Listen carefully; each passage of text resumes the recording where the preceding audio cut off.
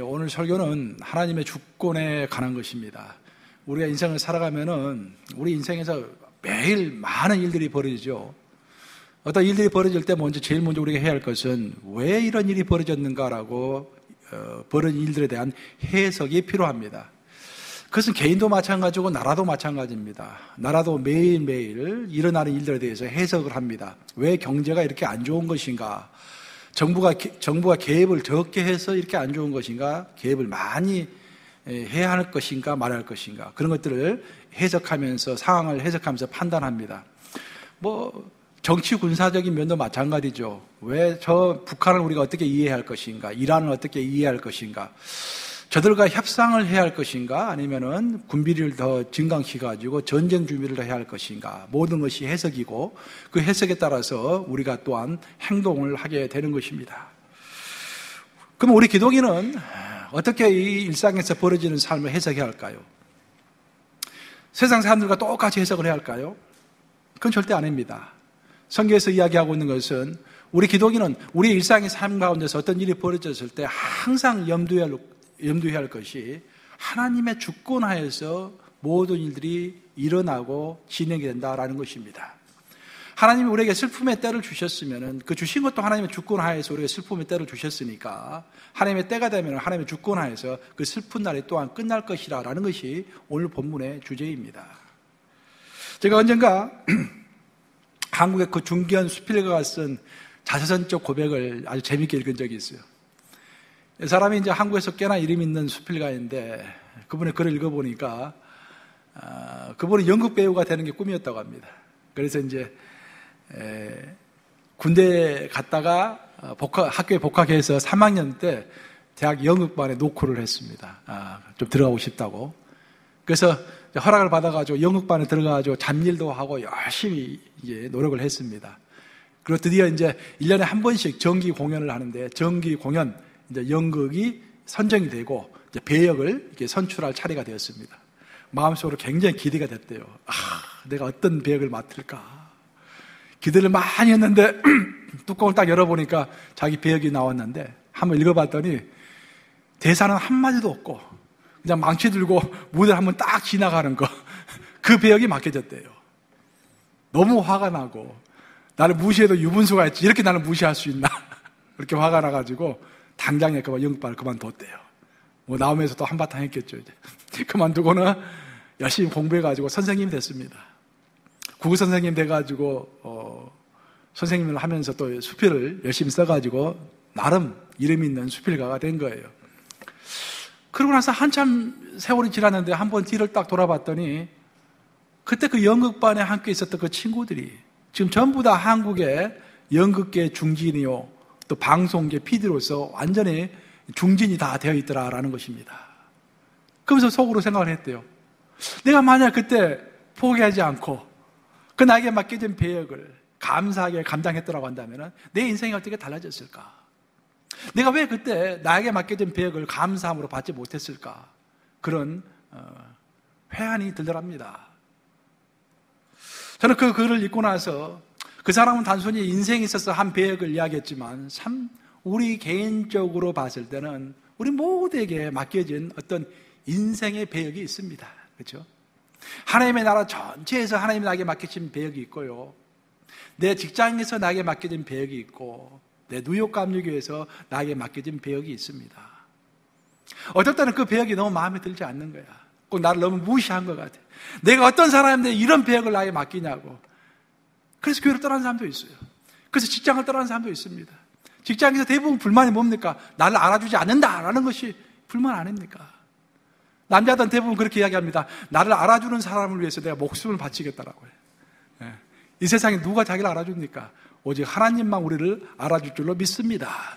그렇게 직장생활 하셔야 돼요. 아니 내가 누군데 직장에서 이런 대우를 내가 받아 그만두겠어. 절대로 현명한 방법이 아닙니다. 저도 제 인생을 돌아서 가만히 이 설교를 쓰면서 한번 생각해 봤어요. 제 인생도 정말 놀라운 사실은 뭐냐면은 내가 원하는 대로 된 것이 하나도 없었다라는 것입니다. 여러분 믿기 어려우실 건데 난 내 인생에서 내가 원하는 대로 해본 적이 한 번도 없는 것 같아요. 중요한 고비고비는 다 이상하게 이렇게 풀린 것 같아요. 초등학교 입학할 때는 내가 원해서 간 게 아니라 우리 어머니 손에 이끌려서 초등학교 입학하고, 중학교, 고등학교는 추첨해가지고 내가 원하지도 않는 중학교, 고등학교 입학했어요. 대학교는 내가 원하는 데로 가려고 그랬어요. 저는 정치 외교학을 공부하려고 그랬어요. 근데 저희 부모님과 저희 사촌형이 난리가 난 거예요. 정치학을 공부하면은 취업 못 한다고. 취업 못 하니까 정치학 공부하면 안 된다고. 그래서 영어를 공부하래요. 그래서 제가 전혀 생각도 없었던, 저는 영어를 전공했습니다, 학부 때. 그 영어 전공하고 졸업해가지고 대학원에 가서 내가 공부 더 해보겠다. 외교학과 가겠다고. 내가 그랬더니 또 반대예요, 집안에서. 장남이 여동생이 5명이나 있는데 빨리 돈을 벌어야지 무슨 대학원이냐고. 그래서 취업하라고. 그래가지고 나는 또 이제 그때는 우리 취업하기가 좀 쉬웠어요, 우리 졸업할 때는. 그래서 추천장도 많이 받았어요. 그래서 현대자동차를 이제 추천장 받아가지고 거기 간다고 그랬더니 거기 가지 말고 좋은 직장이 있대요. 우리 사촌 형이. 자, 이름도 못 들어보는 그런 이 국책은행을 내가, 산업은행을 내가 시험을 봤어요, 제가. 그래서 산업을 시험 봐서 산업은행 들어갔습니다. 들어갔더니, 영어 전공에서 들어갔더니 제가 했던 일이 뭐냐면은, 이제 산업은행은 국가를 대표해가지고 양키 본드라든지 사무라이 본드 같은 이제 해외 마케팅, 해외 이제 금융시장에 가가지고 우리 국책을 이제 본드 같은 것을 발행하잖아요. 그러면은 우리나라를 소개하고 은행을 소개해야 하니까 영어로 이제 글을 많이 써야 돼요. 그걸 제가 다 번역 작업을 했어요, 제가. 근데 영어는 제가 좀 잘하는데, 번역은 잘하는데, 영어를 잘하는 것과 경제학 용어를 옮기는 것 좀 다르잖아요. 내가 터미널로지, 경제 전문 지식이 없는 거예요. 그래서 너 안 되겠다 싶어가지고, 전혀 생각도 없었던 경제학을 또 공부하라고 그래가지고, 대학원 가서 경제학을 공부했습니다. 물론 은행에서 돈 다 대줬죠. 그러고 나서 나중에 또 통계학도 공부하라고 해서 잠깐 미국 가서 통계학도 공부했어요.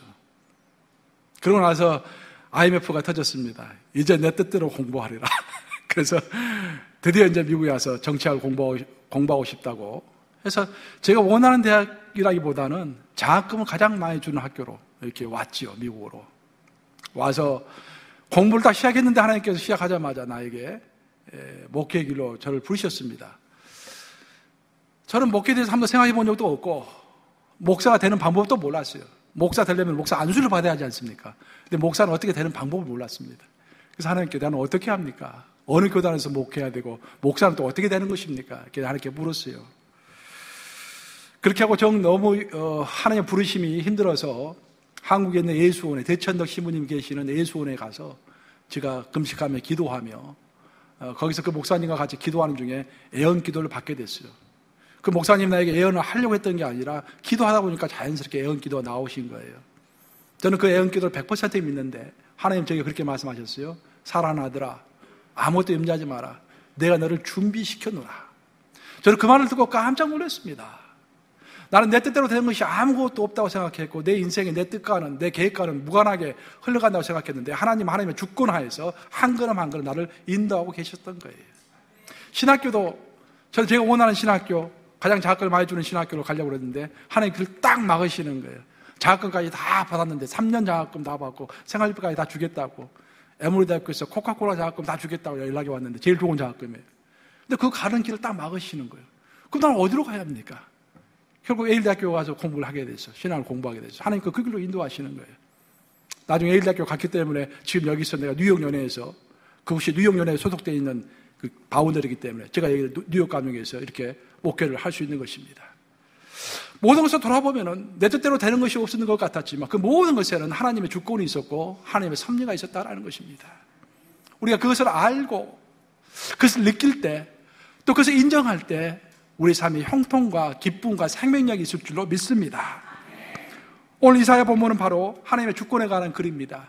특별히 하나님의 주권이 왜 중요한가, 하나님의 주권을 왜 우리가 기대해야 하는가, 하나님의 주권을 왜 우리가 인정해야 하는가라는 것을 아주 구체적으로 잘 설명하고 있는 대목입니다. 여러분 아시다시피 이사야서는 굉장한 책입니다. 히브리 애언의 에베레스트라고 하는 책이 이사야서입니다. 히브리 애언서 하면은 구약 애언을 이야기하는 것이죠. 구약이 히브리어로 적어졌기 때문에 구약에 많은 애언서가 있습니다. 그 애언서 중에서 이사야는 다른 애언서와 격이 다릅니다. 에베레스트라는 말은 그만큼 양이 많다는 것입니다. 첫 번째로 에레미야서와 더불어서 양이 굉장히 많습니다. 양이 많을 뿐만 아니라 그 높이와 깊이가, 그 질적인 면이 대단합니다. 그 하나님의 영광이 막 철철 넘쳐 흘러요. 방금 우리가 본문 같이 읽었잖아요. 막 하나님의 영광이 막 넘쳐 흐르잖아요. 막 기름 부으시 막 읽을 때. 그러니까 신명기하고 이런 이사야서 같은 경우는 큰 소리를 내서 읽어야 돼요. 읽을 때 그냥 읽지만 눈으로 읽으면 안 되고요. 큰 소리. 신명기도 대단한 책이에요. 신명기하고 이런 특별히 이사야서는 큰 소리 내서 읽어야 합니다. 대단한 책들입니다. 또 이사야서는 성경의 축소판이라고 그러죠. 성경이 몇 권으로 구성됐습니까, 여러분? 66권으로 구성됐어요. 구약이 39권, 신약이 27권 됐죠? 이사야서도 전반부, 후반부로 나눠집니다. 그래서 어떤 학자들은 이사야서가 한 저자에 의해서 쓰여진 책이 아니라 두 저자에 의해서 전반기, 후반기 이렇게 나눠서 쓰여졌다라고 주장하는 사람도 있어요. 뭐 우리 그렇게 믿지 않지만 어찌됐든 전반부 내용과 후반부 내용이 굉장히 다른데 이사야서의 전반부는 39장으로 딱 끝납니다. 구약이 39권이 있는 것처럼 이사야서도 39장에 가서 전반부 내용이 딱 끝납니다. 그 후반부 27장은 신약 내용과 비슷해요. 내용상으로 보면 구약의 내용은 항상 하나님의 공의, 하나님의 정의, 하나님의 거룩 그런 것들이 구약의 중심적인 내용 아닙니까?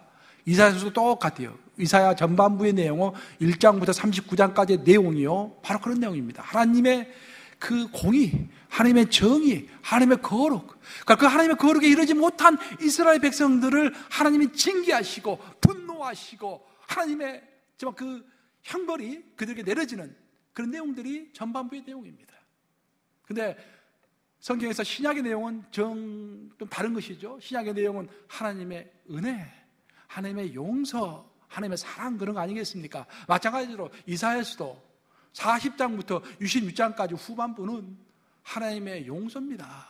하나님의 사랑입니다. 하나님의 은혜입니다. 그런 내용들을 쭉 다루고 있어요. 그런데 오늘 본문은 이사야서의 후반부의 내용 중에서도 가장 엑기스에 해당합니다. 그 중요성을 아시겠죠? 오늘 본문이 얼마나 중요한지. 이사야서의 후반부의 내용에 가장 엑기스에 해당한다는 것입니다. 그럼 어떤 내용인지 한번 같이 읽어보겠습니다. 이사야서 오늘 60장 20절인데 한번 같이 읽어보겠습니다. 시작. 다시는 내 해가 지지 아니하며 내 달이 물러가지 아니할 것은 여호와가 내 영원한 빛이 되고 내 슬픔의 날이 끝날 것이니라 라고 되어 있습니다. 놀라운 구절입니다. 내 슬픔의 날이 끝날 것입니다. 그 말은 무슨 말입니까? 이 슬픔이 시작될 때도 누가 그 슬픔의 날을 시작되게 했다는 것입니까? 하나님이 그 슬픔의 날을 시작되게 했다는 거예요.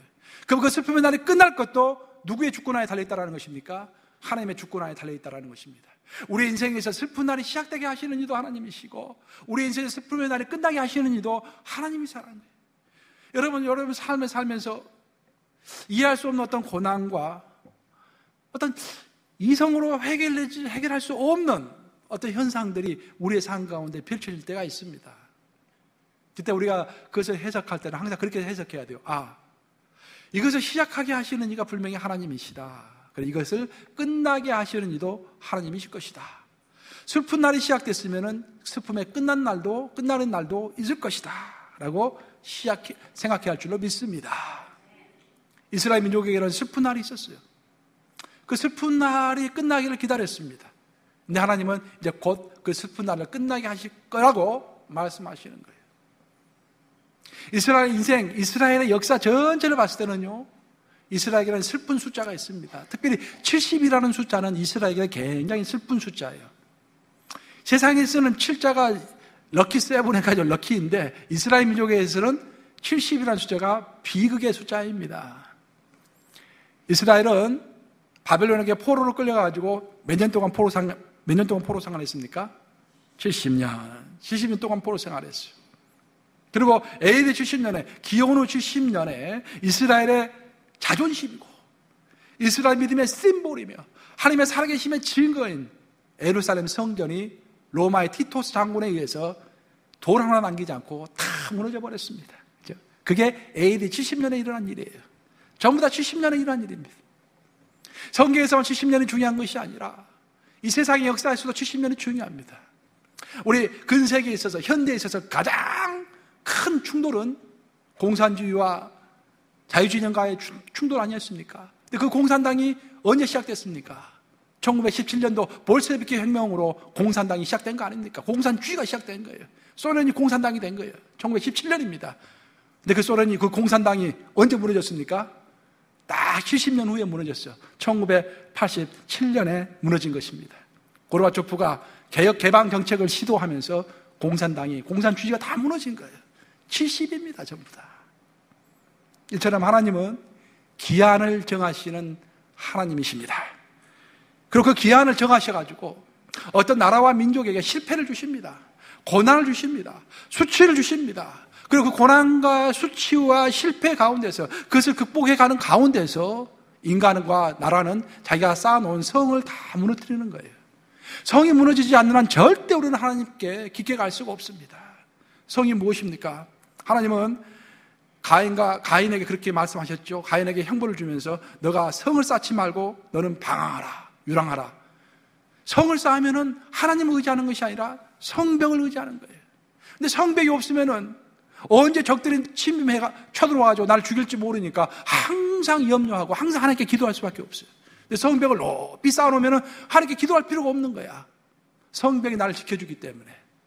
우리 하나님을 체험하는 데 있어서 하나님께서는 우리에게 왜 고난을 주시는가? 왜 우리에게 시련을 주시는가? 왜 우리로 수치를 당하게 하시는가? 우리의 성을 무너뜨리기 위해서입니다. 더 나아가서는 우리가 하나님을 대적하여 높아진 것들이 참 많습니다. 사상도 그렇고, 우리의 어떤 생활의 습관도 그렇고, 우리의 어떤 인격의 됨됨이도 그렇고, 하나님을 향해서 목이 곧은 백성이 된 면들이 참 많아요. 그런 것들을 하나님께서 다 물리치기 위해서 고난을 주신 것입니다. 이스라엘 민족에게 왜 그런 고난이 왔을까? 이스라엘 민족 하나님이 선택하신 민족 아니에요? 사랑한 민족 아닙니까? 사랑하는 자식들에게 좋은 거 주고 싶잖아요. 근데 하나님은 사랑하는 자식, 너무너무 사랑하시기 때문에 이스라엘 민족에게 포로 생활을 허락하신 것입니다. 그 포로 생활을 통해서 마음이 가난해져야 하나님께 더 매달리기 때문인 것이에요. 이스라엘 민족이 남유다 시절에 굉장히 타락했습니다. 굉장히 방탕하고 굉장히 교만했습니다. 무엇보다도. 하나님이 우리와 함께 하시는데 왜 예루살렘 성전이 무너진 줄 아세요? 로마군이 쳐들어왔을 때 로마군이 웬만하면 로마의 정책은 융합 정책입니다. 각 나라를 쳐들어가서 그 나라의 종교를 인정해주고 될 수 있으면 그냥 허용하는 그런 정책을 폈어요, 로마가. 그래서 예루살렘 성벽을 무너뜨릴 필요가 없었습니다. 그 무너뜨릴 생각도 없었어요. 그런데 이스라엘 민족이 로마와 같이 이제 대적을 하면서 에레미야가 그렇게 이야기했죠. 절대 대적하지 말아라. 하나님이 나에게 애언하시기를 이 전쟁은 우리가 지는 전쟁이니까 빨리 로마에 항복하라고 했다. 그냥 항복해라. 그냥 예루살렘 바빌론에게 항복해라. 근데 바빌론에게 항복하지 않았어요. 저쪽에 로마 이야기가 바빌론 이야기 먼저 할게요. 586년에 BC 586년에 예루살렘 성전이 그때도 무너졌잖아요. 그때 처음에 무너졌고 두 번째 무너지니까 로마 시대 무너졌고 그때도 에레미야는 항복하라고 그랬어요. 근데 사람들 항복하지 않았습니다. 그리고 어떻게 생각했냐면은 성전에 들어가면은 우리의 위대한 하나님이 계시니까 나를 지켜줄 것이다. 그리고 성전으로 들어간 거예요. 그러니까 성전으로 다 도망치니까 할 수 없이 사람들이 성전을 무너뜨릴 수밖에 없었죠. 티토스 장군이 쳐들어왔을 때도 마찬가지. 로마 장군이 쳐들어왔는데 마지막 전부 하나님의 성전으로 들어간 거예요. 그때 그냥 항복했으면 됐을 건데 항복하지 않은 것입니다. 교만한 것이에요. 나의 하나님, 나의 모든 것을 하실 것이다. 자기가 하나님 앞에서 죄를 지은 것을 생각지 않고 그 죄의 대가라는 것을 생각지 않고 무조건 하나님 나를 보호할 것이라 그것만 생각했던 것입니다. 그래서 성전이 다 무너졌던 것이죠. 이처럼 하나님은 기한을 정하셔서 나라와 민족과 개인에게 수치와 고난을 당하게 하시고 그 가정 가운데서 우리의 우상을 허시고 우리의 성벽을 허시며 하나님을 대적하여 각종 높아진 사상과 생각과 우리의 태도를 다 무너뜨리는 것입니다. 근데 놀라운 것은 뭐냐면 오늘 본문을 자세히 읽어보면 또 이사야 전체를 읽어보면요 하나님 우리를 이렇게 낮추기 위하여서 시련을 주시고 우리를 치시고 우리가 무너지게 하시지만 완전히 무너지게 하시지는 않는다는 것입니다. 한 나라를 치실 때, 한 민족을 치실 때, 한 공동체를 치실 때는 반드시 그 중에 한두 명, 몇 명 남은 자를 일꾼을 남겨놓는다 그런 말이에요. 그 이사야는 그것을 일꾼, 그 남은 자라고 표현했죠. 남은 자. 그 이사야서 전체를 보면은 이사야서 전체는 주제가 딱 두 개입니다. 하나는 구원이 주제예요. 구원. 그래서 구원이 주제이기 때문에 예수님의 미래에 오실 예수님에 관한 이야기도 많이 나오죠. 이사야서 보면은. 그것이 전체 가장 큰 주제이고요. 그 구원과 관련해 가지고 남은 자 사상이 있는 것입니다. 어디에서 구원이 오는 것인가? 어떻게 무너진 자를 하나님께서 이렇게 세우는가?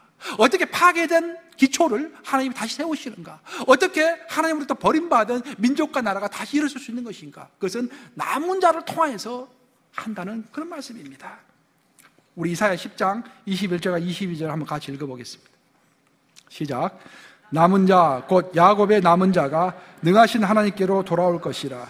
이스라엘이여 내 백성이 바다의 모래 같을지라도 남은 자만 돌아오리니 넘치는 공의로 파멸이 작정되었음이라. 세상에는 사람들이 많더라는 거예요. 하나님께서 말씀하시기를 내 백성이 바다 모래 같을지라도.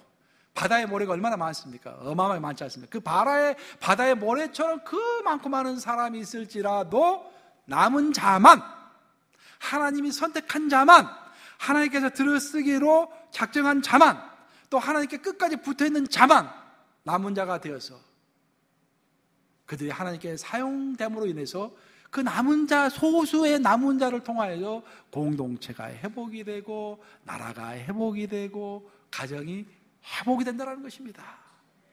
그 누가 남은 자 되겠습니까? 여러분들 되는 거예요. 뭐 우리 교회는 큰 어려움은 없지만 교회가 아무리 힘들어도요 남은 자 몇 명 있으면 되는 거예요. 그 남은 자를 통해서 부흥을 이루시기 때문입니다. 교회가 조금만 머리 있으면 뭐 큰일 났다 그렇게 생각할 필요 전혀 없습니다. 왜냐?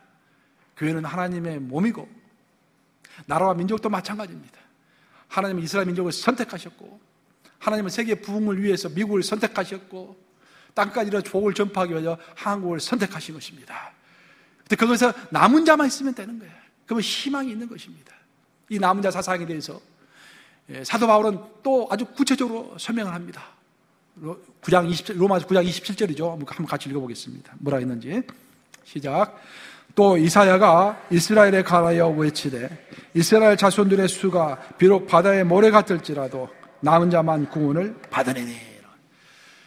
아까 우리가 방금 읽은 이사야 10장 21절과 22절 말씀을 사도 바울이 신약의 시대에 로마 성도들에게 편지를 쓰면서 다시 인용한 구절이에요. 똑같은 구절입니다. 근데 약간 달라요. 이사야가 말했던 남은 자는 하나님의 구원의 통로입니다. 다른 사람들을 구원하기 위해서 세운 사람들입니다. 근데 사도 바울은 약간 각도를 달리해서 남은 자만이 구원을 받는다라고 이야기했습니다. 이 말을 종합하면 무슨 말이냐면 성경 내용 전체를 종합하면 무슨 말이냐면 남은 자는 먼저 자기가 구원을 받았고 구원받은 다음에 다른 사람들을 구원할 수 있다 그런 말입니다. 남은 자만이 구원을 받는 거야. 남은 자라는 말은 끝까지 견디는 자입니다. 그렇죠? 끝까지 하나님 안에 붙어있는 자입니다. 포도나무가 포도나무에 붙어있는 것처럼 끝까지 하나님께 붙어있는 자, 그자만이 남은 자가 되어서 자신이 구원을 얻고 또한 다른 사람을 구원하는 통로가 되는 것입니다. 성경을 읽어보면 가장 대표적인 남은 자는 구약 성경에서 가장 대표적인 남은 자는 다니엘입니다. 다니엘이 이제 아시다시피 남유다가 바빌론에게 멸망해가지고 1차, 2차, 3차로 포로로 다 끌려갔습니다. 근데 1차 포로로 끌려간 사람 중에 하나가 다니엘이었어요. 근데 1차로 끌려간 사람들, 포로로 끌려간 사람들은 많은 숫자는 아니었습니다. 그렇지만 그 나라의 가장 똑똑한 사람들이었어요. 왕족들, 귀족들이, 그 자녀들이 다 끌려갔습니다. 물론 소수였지만 그 나라의 브레인들이었죠. 굉장히 똑똑한 사람들이었죠. 그 중에 다니엘이 나이 15살에 끌려간 거예요. 바빌론 1차로. 근데 다니엘 아주 똑똑했습니다. 똑똑할 뿐만 아니라 믿음이 대단했죠. 딱 봐도 보통 아이가 아니야 이게. 15살이었지만 왕의 마음을 움직였습니다. 그래서 다니엘이 빠른 시간에 높은 지위에 오르게 된 거예요. 그러면서 다니엘 높은 지위에 올라 있을 때 그때 2차로 엄청나게 많은 이스라엘 백성들이 포로로 끌려온 거예요. 그때는 바빌론에 누가 있습니까 지금? 다니엘이 딱 있는 거예요. 하나님께 다니엘을 남은 자로서 준비해 놓은 거예요. 그 다니엘이 자기 민족들을 위해서 여러 가지 좋은 배치를 다 해준 거예요. 편안하게 포로 생활을 할 수 있도록 준비시키셨고 하나님께서 다니엘을 준비시키셨고 다니엘은 그 일을 한 것이죠. 성경을 읽어보면은 이스라엘 민족은 바벨론으로 포로로 끌려왔지만 자기 중에서 선지자를 세울 수 있었고 제사장을 세울 수가 있었어요. 다 누가 역할을 했겠습니까? 다니엘의 역할을 했겠죠. 또 포로 신분이었음에도 불구하고 그 포로들이 바벨론에서 유다까지 서신을 왕래할 수가 있었습니다. 그것도 다 다니엘이 역할을 했겠죠. 하나님께서 다니엘을 남은 자로 삼으셔가지고 그 한 사람을 통해서 모든 민족을 이끄신 것입니다. 다시 한번 이야기하지만 하나님은 우리에게 시련과 고통과 무너짐을 허락하시지만 그 동시에 그것을 다시 일으켜 세울 반드시 남은 자를 또한 선택하시고 키우시는 것입니다. 그리고 우리가 바로 그런 남은 자가 돼야 돼요. 현대에 들어서면 이스라엘 민족은 아시다시피 한 2000년 동안 계속 방황 생활하고 굉장히 어려운 생활을 했지 않습니까? 근데 현대판 이스라엘 민족의 남은 자는 바이츠만입니다. 바이츠만. 이스라엘 건국의 아버지라고 그러죠. 바이츠만. 바이츠만은 스위스에서 살았고 그가 이제 생화학자였죠. 근데 왜 그렇게 됐냐면은 1차 세계대전이 벌어졌어요. 2차 세계대전이 벌어졌습니다. 근데 화약을 만들어야 하는데 화약은 아세톤으로 만드는 것인데 그 아세톤은 그 당시에 독일에서 대부분 생산을 했습니다. 독일의 기계산업과 화학산업이 굉장히 발달되어 있잖아요. 그래서 영국이 됐든지 프랑스가 됐든지 그 독일로부터 아세톤을 수입해야만이 탄약을 만들 수가 있었어요. 그런데 전쟁이 딱 일어나자마자 독일이 딱 수출을 금지시킨 것입니다. 마치 일본이 불화수소를 한국에 수출 안 하듯이 이제 아세톤을 수출 안 하니까 폭약을 만들 수 없는 거예요. 그 전쟁을 할 수 없잖아요. 난리가 난 거예요, 지금. 그때 영국 정부가 바이츠만을 찾아갑니다. 세계적으로 유명한 생화학자였으니까 우리를 위해서 좀 아세톤을 만들어 달라고. 그래서 바이츠만이 그냥 머리에 그냥 동요 메고 집도 안 가고 계속 연구를 합니다. 하나님께 기도하면서 계속 연구를 해요. 그래가지고 녹말을 통해서 아세톤을 대량 생산할 수 있는 기술을 기적적으로 만들어낸 거예요. 그러나서 바이츠만이 머리에 영리였어요. 그리고 시온주의자였어요. 시온주의자라는 것은 우리 이스라엘이 나라를 만들어야 한다라고 주장하는 사람들이에요. 그래가지고 딱 영국 정부와 협상을 합니다. 내가 아세톤을 만들 수 있는 기술을 개발했어. 이것을 당신에게 줄 테니 대신 이스라엘이 나라를 만들 수 있도록 허락해 주시오 라고 협상을 합니다. 근데 워낙 급하니까 영국 정부가 오케이 해서 그 기술을 주고 오늘날의 이스라엘 나라가 만들어진 것입니다. 자, 2000년 동안 방황하는 이스라엘 민족을 위하여 하나님께서 남겨놓으신 남은 자가 누구였습니까? 바이츠만이에요. 하나님은 그대로 그렇게 꼭 어떤 사람을 남기셔가지고 그 사람을 통해서 다시 일으켜 세우시는 것입니다. 이렇게 하나님께서 한편으로 심판하시지만 한편으로 또 남은 자를 선택하셔서 다시 민족을 일으켜 세우는 이유는 그 민족을 하나님이 선택하셨기 때문입니다. 하나님 한 번 선택한 민족과 하나님 한 번 선택한 개인은 하나님이 끝까지 잡고 가시는 거예요. 아멘 아십니까? 네. 여러분 선택 받으셨어요? 이거 선택 받으셨으니까 여기 앉아있지 지금 아멘하고 있는 거예요. 우리가 성령이 아니고서는 그리스도를 주라고 할 수 없다고 그랬죠? 우리 예수님을 주라고 하니까 여러분 다 구원 받으신 거예요. 선택 받으신 거예요. 자, 오늘 본문 말씀도 똑같은 말씀입니다. 이사야 60장 21절 한번 같이 읽어보겠습니다. 시작. 내 백성이 다 의롭게 되어 영원히 땅을 차지하리니 그들은 내가 심은 가지요 내가 손으로 만든 것으로서 나의 영광을 나타낼 것인즉. 내가 심은 가지요 내가 손으로 만든 것이라고 이스라엘 민족을 하나님은 표현합니다. 하나님께서 이스라엘 민족을 선택하셔서 땅에 심으셨다라는 거예요. 땅에서 번창하게 하셨다라는 것입니다. 그리고 땅에서 살아갈 뿐만 아니라 하나님께서 그 손으로 그들을 다듬어 가신다라는 이야기를 하고 계십니다. 우리 개인도 마찬가지예요. 하나님 우리를 선택하셨습니다. 그리고 이곳에 두셨습니다. 미국에 두셨어요. 그리고 너 알아서 살아라. 그게 아니라는 거예요. 하나님은 지금도 우리를 하나님의 손에 넣으시고 우리를 빚어가신다라는 것입니다. 그래서 하나님 우리를 빚어가시기 위해서 하나님을 닮은 자로 빚어가기 위해서 때때로 슬픔을 주시는 거예요. 하지만 슬픔을 주시지만 그 슬픔이 끝나게 하시는 것도 하나님의 주권하에 달려있다라는 것이 오늘 본문의 주제일 줄로 믿습니다. 하나님은 나를 선택하셔서 이미 구원을 주셨고 나를 온전한 존재로 빚으시기 위하여 오늘은 슬픔을 주셨지만 내일은 회복을 주시라고 우리는 기대하는 것입니다. 이런 기대 때문에 하나님의 주권을 인정하는 사람은 생명력으로 충만합니다.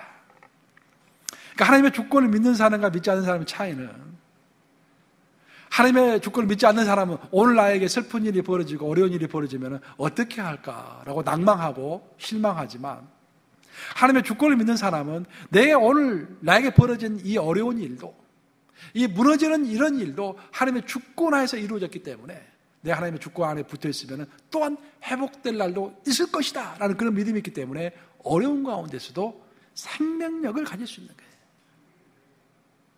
성경을 읽어보면요, 처음에 시작할 때는 미약한 자들이 굉장히 많았습니다.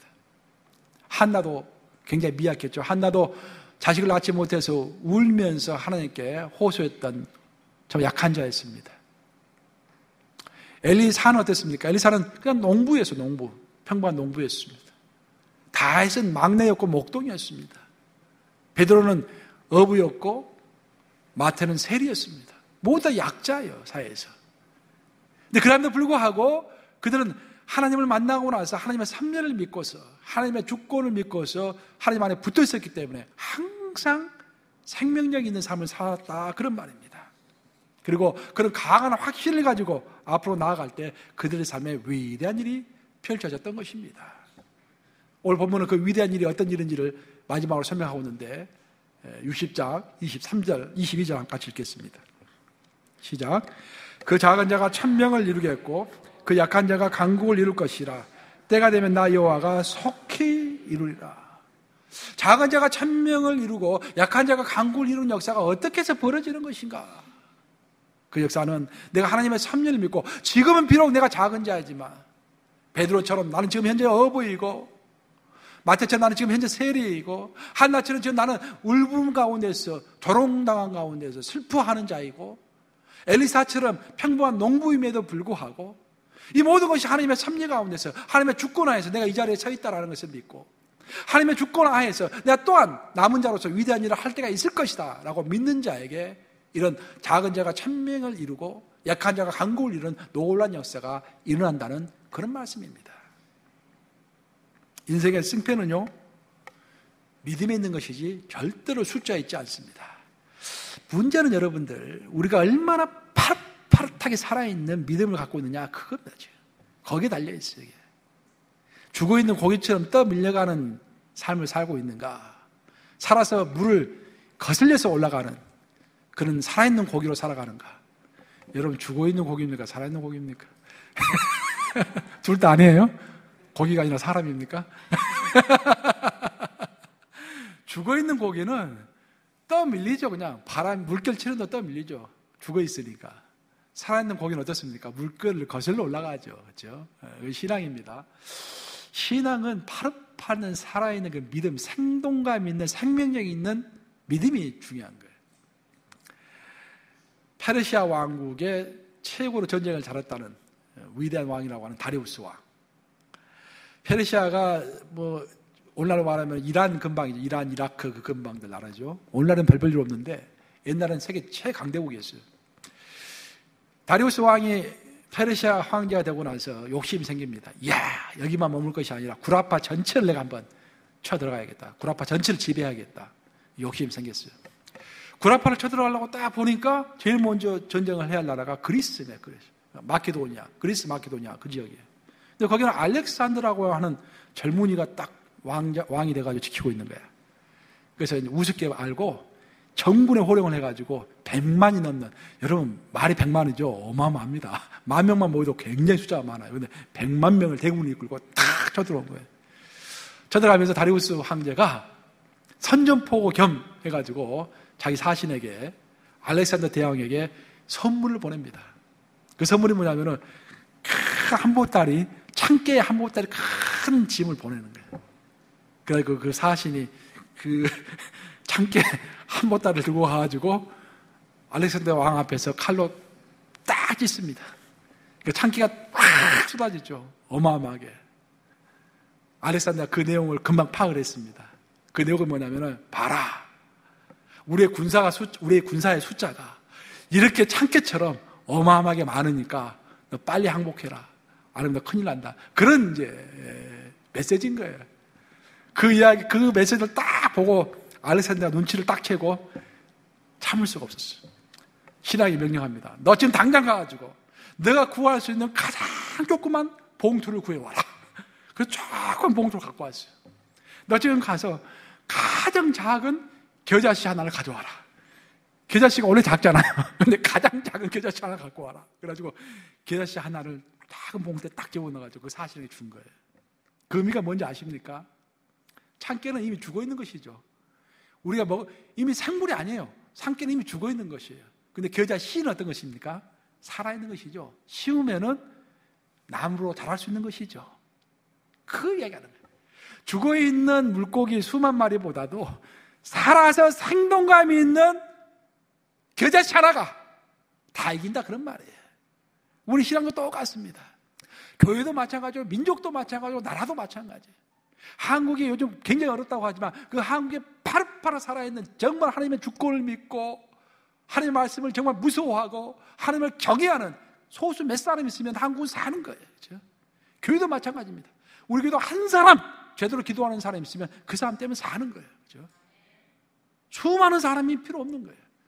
수많은 죽어있는 창깨 같은 그런 사람이 필요 없는 것입니다. 하나님의 주권을 믿고 의지하며 행동하는 자에게 약동하는 생명력이 있을 줄로 믿습니다. 그리고 그 생명력이 작은 자가 천명을 이루고 약한 자가 강국을 이루게 하는 능력이 될 줄로 믿습니다.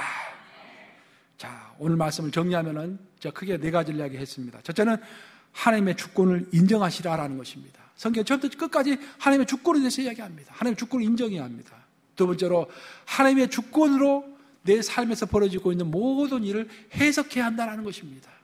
그냥 막연하게 왜 나에게 이런 일이 벌어졌나 한탄하지 마시고 하나님의 주권하에서 이 일도 벌어졌다는 것을 아시고 해석해야 한다는 것입니다. 세 번째로 내가 하나님의 주권하에서 남은 자 그 한 사람이 내가 되도록 노력해야 돼요. 이미 어떤 나라가 무너졌으면 어떤 가정이 무너졌으면 그 가정과 나라를 세울 한 사람이 필요하지 않습니까? 그 남은 자는 다른 사람이 아니라 내가 돼야겠다. 바이지만처럼 다니엘처럼 무너진 것을 다시 세울 수 있는 그 한 사람이 바로 내가 돼야겠다라고 결심히 한다는 거예요. 그리고 마지막 네 번째는 여러분의 삶에서 작은 자가 천이 되고 약한 자가 강국이 되는 그런 놀라운 위대한 일이 펼쳐지기를 기대하면서 기도해야 한다는 것입니다. 이 네 가지 명심하시면서 정말 하나님이 사용하시는 남은 자, 하나님의 섭리와 하나님의 주권 가운데서 팔팔 살아있는 생명력을 유지해가는 자, 그런 자가 되시기를 우리 주님의 이름으로 축복합니다.